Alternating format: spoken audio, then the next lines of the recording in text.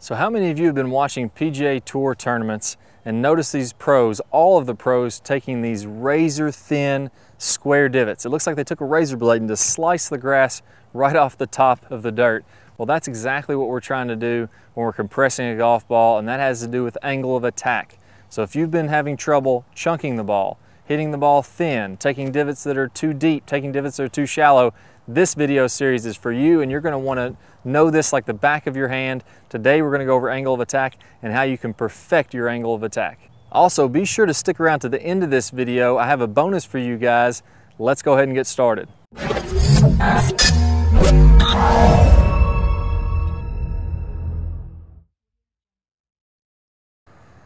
Okay, so angle of attack. This is something that a lot of guys don't talk about, and they don't really pay enough attention to their divots and their ball striking to know exactly what angle of attack should be. And this is crucial, one of the most important pieces of compression. So make sure that you get this right. So let's talk about spin loft or attack angles here for a second. This first stick, let's imagine that this is your angle of attack. So if I'm coming down into the ball very, very steeply, I grab a club. My club's coming down and hitting this ball in a very steep angle of attack. This is what you're going to hear people say, oh, you need to hit down and through. You really need to have a descending blow. That is true, but we want a shallow descending blow. So this is the angle of attack. That means how steeply your club's coming down into the ball, or how shallow the ball is coming down into the ball. And this is the first half of your spin loft. And this is a big key to compression here. Now, let's imagine for a second that this is a very steep angle of attack. You're really chopping down, taking some big divots. And then this is your face angle. Well, the difference between these two angles is called spin loft, and it's greatly going to tell you how much compression you have on your golf ball. So this is very steep, and this is pointing up toward the sky a little bit.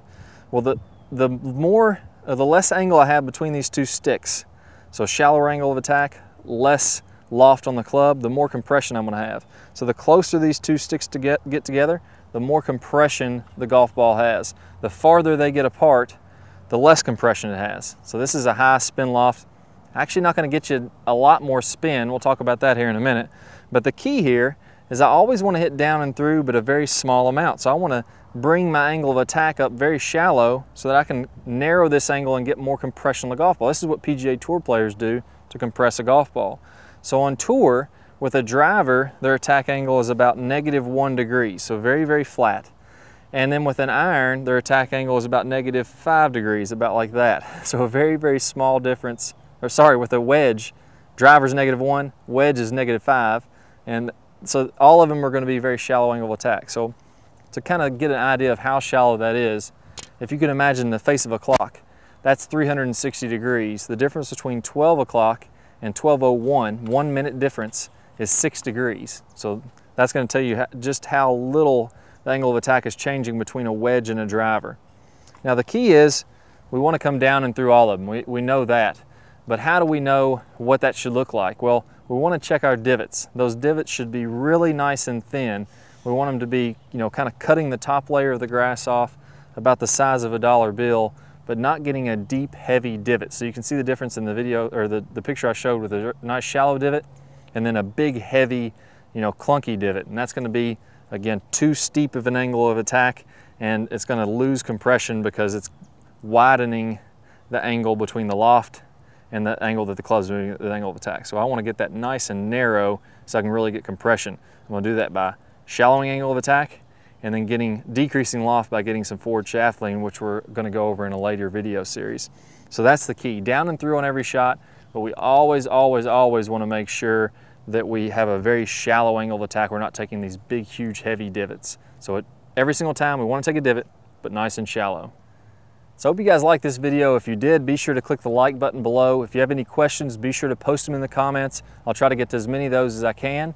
And also click the subscribe button up top, and that's going to get you notified. Every time we come out with a new video, you'll get a notification if you're a subscriber to this channel.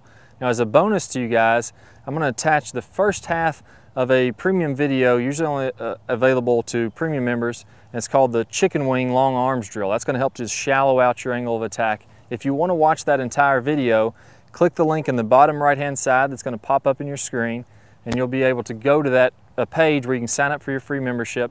You'll be able to see that entire video plus about 4 hours of bonus instruction. If you're watching this on a mobile device, you'll need to click the link down below in the description. So look forward to seeing you guys much more in the future, and good luck with your compression.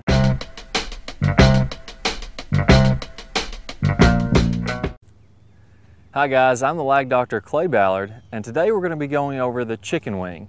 Now, we all know how this can cause some inconsistency and a loss of distance, but I'm going to go over today just how simple it can be to fix this move. It's actually incredibly easy to fix once you know the proper moves to take.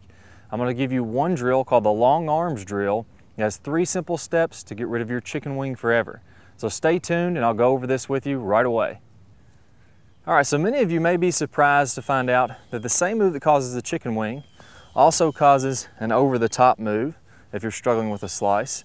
It can cause a loss of lag or a casting motion from the top and many other problems. So if we can fix this one issue, we can tackle 4 or 5 bad results that you may be getting. So let's all start by describing exactly what's happening. Now, the move that I'm referring to is your right arm and your right wrist getting too active from the top. So let's take a look at this from down the line first. Now, if my right arm is trying to hit very hard from the top, if you feel like you're maxing out your power, as soon as you start down, you're losing a lot of energy, you're losing speed.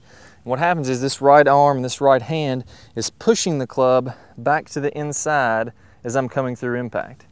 Now, what happens when my right arm pushes is my left arm simply has nowhere to go. If we look at this from face on, as this right arm pushes back to the inside, now look at my left arm, it's breaking down because there's no room for it to swing forward. The right arm's taking